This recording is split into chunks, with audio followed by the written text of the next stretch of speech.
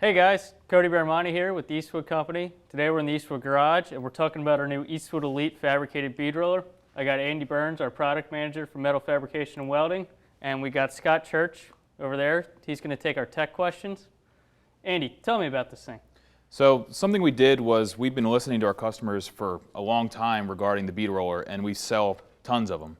But guys have done online reviews saying we wish we had this, we wish we had this. So we took all that information and some of the things we've done in R&D, modifying our own bead roller, and brought it out into one larger, stronger, and higher capacity bead roller. We can start out just by looking at the actual front of it itself. 27-inch throat as opposed to our current 18 to 19, depending on how you set up your dies. And up front, you've got a toolless design. So instead of having a small wrench up top where you would adjust your tension, and then just a standard 18 or 19 millimeter when it comes to locking down your actual die blocks, you have another toolless feature. You can see in order to lock this down, you can actually pull these out, clock them any way you want to stay away from your actual piece. And then the offset dies, which I'd say are probably the most popular and useful dies out of our bead forming kit, which many people have bought from us in the past and continue to buy from us. And overall, people have asked for less flex, stronger capacity. You can go deeper into a panel on the first shot. When you go and try to repeat the same bead over and over to get more and more depth, you tend to make mistakes. So with this, you can do one really deep pass and not have to worry about deflection or anything from the actual bead roller itself. As you can see, 3/8-inch plate instead of just one plate. You've got two, and then this is fully bolt-together design that actually comes to you fully assembled outside of the your two quick releases and the handle. So instead of sitting there putting pieces together over and over again, and eventually finally getting your product ready to use after an hour of work, it's pretty much ready to go right out of the box. Yep. Yeah, I think it even comes with the dies installed for you. Correct. Nice. So what we're going to do is we're actually going to get started by showing you how to set depth on just a test panel. We would suggest don't ever just jump into doing your project. See what kind of depth you want. Grab a piece the same thickness that you would of the actual project you're working on. Do a couple different test runs, and then we're going to actually count the amount of turns we have for depth. And that way we just remember in our head, go over to the full panel and start. Okay. As we're setting that up, I don't know if Scott's got any questions for us. Sure. Something that I think is very important to point out with this, for any of you guys who may already have the first one, you're looking, now's the time to step up. Like the first hand crank one, you don't have to buy new dies. It's going to run the same size dies. So if you already have the forming dies, stuff like that, they're going to switch right over. So it's a perfect upgrade for you guys. Yep, it is the standard 7/8 shaft. So you can use any of our dies from the original or the forming dies that we have available, which we can show you guys a little bit later. First thing we're going to do is we're going to set up a piece. So we've already done a handful of tests right here. If Randy can kind of get in there, you can see that we did, say, 3 cranks or 4 cranks. This is just doesn't need to be neat, just to show the depth that we can go with. If you have our current flanging dies from the original bead roller, you have a set depth. With these, you can actually set your depth to the amount of turns you actually start and end up using. What we're going to do is we're going to just place the piece in. We're going to loosen up our main right here. We're going to count the amount that we want to tension down. 1, 2, 3, 4. And we're going to come over here to our lockdown. I'm just going to turn it slightly. And depending on how this is clocked, you can always lift it straight up or put it right there. What I like to do is to have it so it's just about forward towards Cody. And then when you go to loosen it up, you literally just do maybe 1/8 of a turn. That way it doesn't flop down on you the other way. It makes it a little bit easier for you. And I'm just going to ask Cody to just quick crank through, and then we're going to find out what our depth is and see if that's acceptable or not. Looks like that's exactly where we want to be. Like I said before, this is 4 turns. This is 3. You can do a nice kind of shallow depth, or you can go as wild as you want to. Set these down different. You can also adjust your offset. Correct. So instead of being just locked into that outside face, you can actually set the depth. You're not locked in by just the bolt on the outside. You actually have the keys right here. So you can move these in and out. Right now what we have is the inside face on this is actually against the outside face on the bottom. So we know that when we eventually flip these dies for the project we're doing, all we're going to do is move this one to the top, this one to the bottom, and we know that those two contacting faces, it's going to be the same exact depth as we had before. So what we're going to do is we're going to loosen this. As I showed you just there, it was just that little bit. And if you let it go too far, it's a possibility to swing down. So we're just going to let it just slightly up, turn out by 4, 2, 3, and 4. And what I'm going to do is I'm just going to lock this back down again. So that way when I do take our working piece, we can slide it right in and get started. So what's the project today, Andy? So what we're going to do is we're going to be making a door panel for the Mustang that we've worked on off and on for the past couple years. As you can see, we've already done a step all the way around the outside. This is actually the back of the panel that's going to go towards the actual door itself. And what I like to do is try to do all my marks on the opposite side of where I'd like to end up. This is going to be kind of your glamour side. And this is going to be the side that you're going to end up putting against the door itself. Some guys like to use Sharpies, other guys like to use scribes. If you're going to use a scribe, you definitely want to use that on the opposite side. And in this case, we're using a Sharpie. Sharpie's a little bit easier to see, but the problem is with a Sharpie is that you can tend to kind of wander over it, and you actually have a width of the actual Sharpie itself. Yeah, it's definitely best when you're using a Sharpie, kind of pick a side or decide I'm going to go dead center, and then pick a reference point on these dies. Whether you're going to put that Sharpie line on one of the steps, whether you're going to write it in the center of that die. Absolutely. And as a little bit of a tech tip, what we did was, I don't know if Randy can come in here and see this or not, a little bit of glare, but what we did was we made an X where we want to start. So because of the step dies, what's going to happen is you're going to push down one side or the other. And what you're going to want to do is you're going to want to start at one point, and that way you know that we're going to be pushing in this entire area here. This is where your little hand pull is going to be in your armrest. So we're going to start at that X, and this right here, this arrow is going to show that that's going to be pointing towards Cody, and this is going to be our #1 starting point. We're going to move over this point, start here. This area is going to be pointed towards Cody. That's #2. #3, we're actually going to end up flipping the dies, start point, and then the actual, where the cranking person is going to be. The reason because of this is that in certain places, you might be doing a full turn in the center of a piece, and you're going to find out that even with a generous 27-inch of throat depth, you might end up hitting an edge that it would stop you dead in your tracks. So what I like to do is either bring the dies all the way up and run through, or what I'll do is I'll start at this location and I'll kind of run through and just watch where the throat depth is and run myself through the entire project to make sure that I'm never going to find out that halfway through one of my beads that you're going to run into a dead end and you're going to stop and somehow restart and then finish at the exact spot that you had kind of came into an issue. Yeah. If you do end up hitting, a lot of times it's kind of set you off course. You might have to scrap your project, sit there with a hammer and dolly, try to fix it, but it's going to be difficult.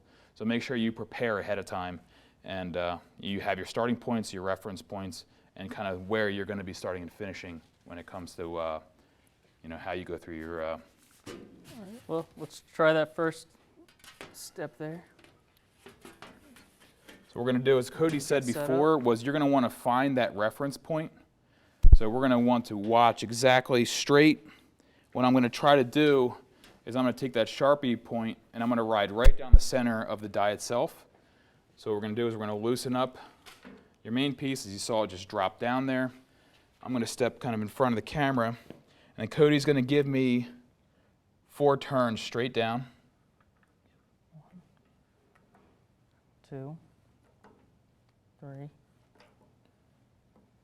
And as you can see, it's starting to pucker a little bit, and we're just going to tie it in. And then it's going to make sure we're straight. It's going to have Cody start cranking. The one thing that before he does go too fast is make sure that your helper is pulling in the correct direction. Just do a little bit of a test just to make sure that if he's pulling towards him or pushing away, that way you're starting from your reference point and you don't go over one way or the other where you don't want to be. So we'll get started here.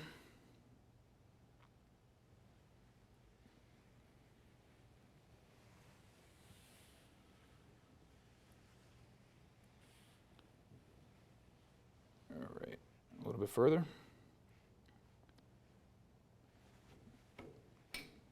And what Cody's doing is he's just tapping it so he moves slightly, and that way I can tell him exactly when I want him to complete. One more tap.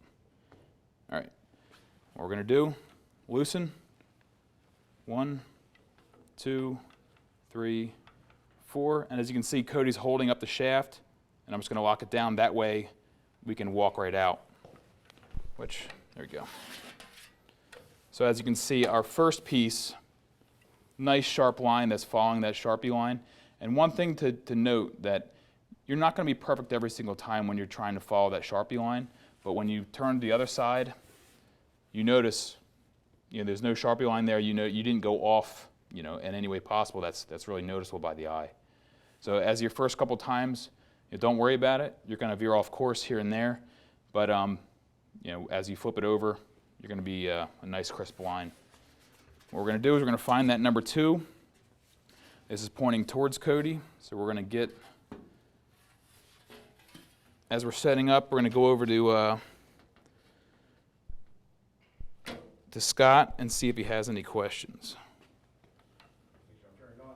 So one of the questions that we have is we get a shot of how thick the thing is to show how beefy and how strong the chassis of this thing is built. Yeah, definitely. Randy, can you get in before I start cranking? Yeah, really get a good shot. I know a couple I'm going to move over here so you can get that. Okay, so Scott just asked, the customer wants to see, what the center section of this fabricated bead roller looks like. And this will show you that we're getting a lot of rigidity from these supports and the dual 3/8 plate construction.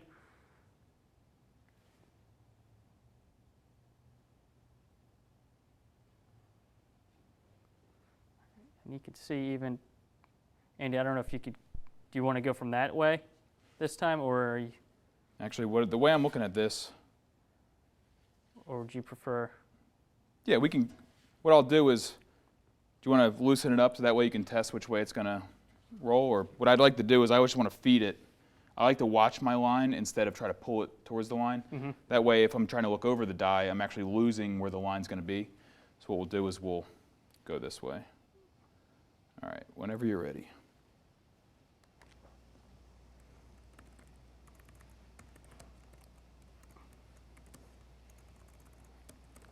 You can see there's no movement from this dual wall design.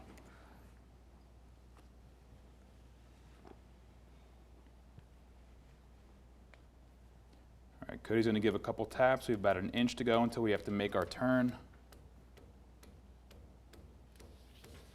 All right, and we're going to start making our turn now.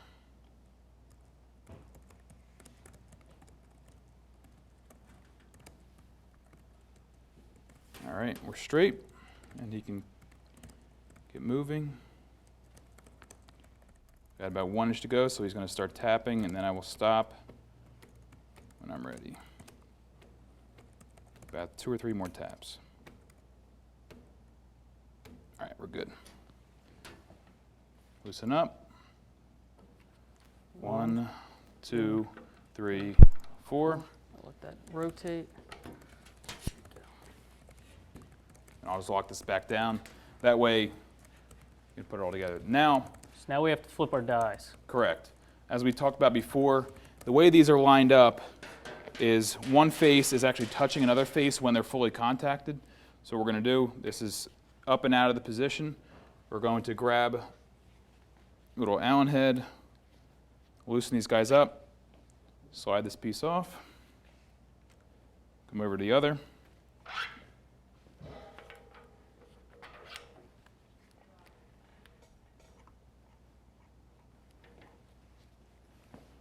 Now what we're going to end up doing is we're going to keep this lower die loose. We're going to hold the actual shaft up, loosen your mainstay, and we're basically just going to push this against the original. These are the outside edges that we were talking about touching before, and then we're just going to tighten it down. Yeah, and by doing that, we haven't changed the 4 turns, and our offset's identical to what Correct. we had before, so we should see the same result. Yep. And we're pushed up and out of the way, locked in position, so we're not going to pinch our fingers at all. And then we're going to reference exactly how we're going to start. So flip dies, number 3. This is our starting point, and it's going to be pointed towards Cody. So what I'm going to do, I'm going to load this guy up. Just going to get my reference point of where I'm going to contact the Sharpie marker. 1, 2, 3, 4, and then we're going to lock this piece down. Okay. All right. Go ahead.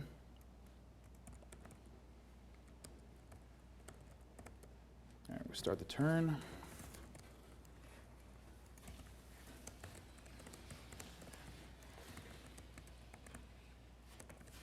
And we're straight.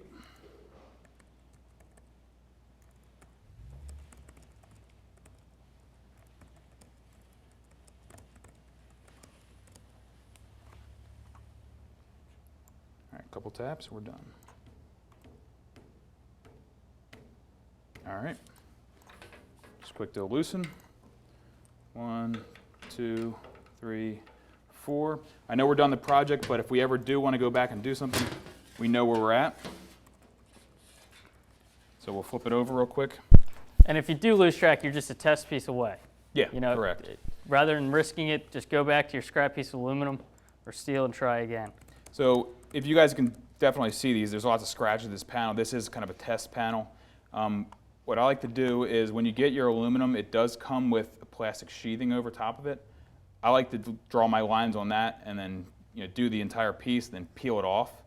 Other ways you can do it is if you want to condition the entire piece, take the SCT, use your either finishing wheel or the 320 grit wheel, and get this entire thing to the point where it's a brush finish. Mark it up exactly the way you want. Do all your beads, and then you just wipe it off the acetone when you're done, and you still have that beautiful brushed look. And that way your piece looks like a really beautiful finished product, and you're not going to have all the little scratches all over it. So as I said, this is kind of a little piece that we had laying around R&D just to kind of show you guys exactly what you would end up getting. As I said before, this is where your old handle is going to be on the door panel, where your armrest would be. And down here would be your speaker, and we would do a little cutout for your handle to open the door, and you'd have kind of that race car look, and you don't have that kind of plastic, cheap look inside your car. You can get that more, unique for your classic car or whatever project you're working on. Go over to Scott again and see if we've got any more questions. Sure, we got a good one that you guys can cover as to why you were actually counting the number of turns every time you take it out. So the idea is to get that same depth of the piece itself. So you can see we jumped from out here that has maybe an 1/8 of an inch drop. We wanted that same drop for that first front piece, for here, all 3. That way, what's going to end up happening is you're going to have different drops, and it's actually going to flex the panel. It's not going to look proper either. You could do it if you wanted to have just 2 turns on the outside and then have your 4 turns on the inside. You can do that. It's kind of up to the discretion of the person making the panel themselves. But if you have a bunch of actual beads or steps, you want to try to keep the same ones. That way, this raised piece is going to be all one same height. Yeah, we were looking for consistency on this Correct. project. Sounds And good. we And were able last to get question, are there going to be any accessories that are going to be coming out for this thing in the near future? So we do actually have a new fence coming out soon. It's just like our fence that we offer for our 18-inch bead roller. It's just... What I'll do is I'll loosen this up.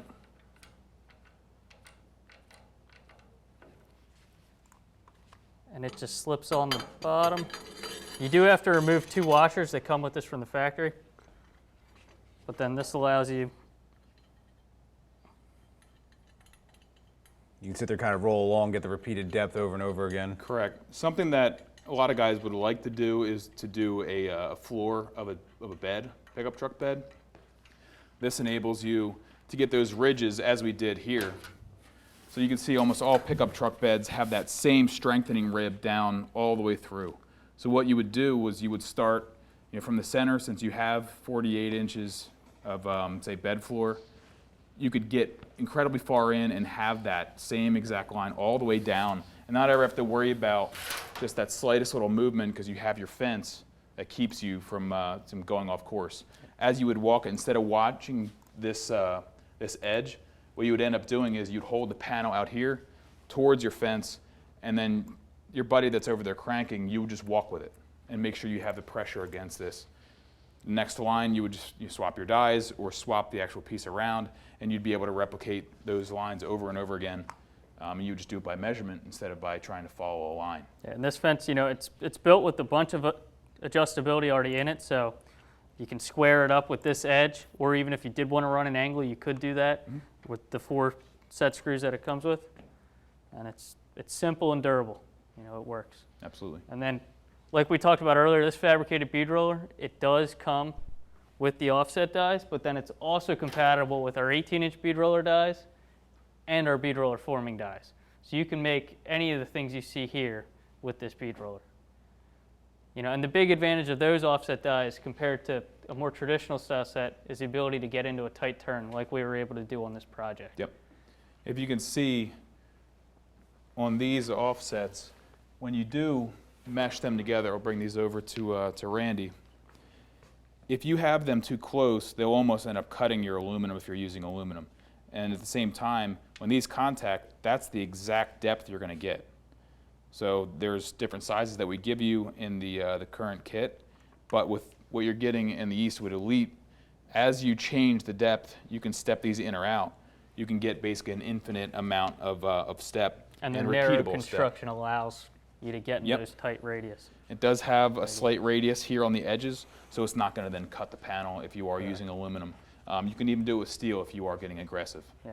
So these have big advantages over what we have originally. So it's very versatile out of the box. So we're out of questions right now, but one thing I can give a quick plug to as well, I've added it into the video during this time, is a link to enter to win a free scroll compressor. And we also have it on our website if you don't see the link. So I want to make sure that you get that out there because it is a new compressor coming out, super quiet. And if you're looking to upgrade your shop without waking everyone up when it kicks on, definitely check it out. Cody, was it 69 decibels? 69 decibels at a meter compared Yeah. to 86 for your average 80-gallon two-stage. Yeah, it's not much more than a window AC unit. So check out the link either in the video or on our homepage.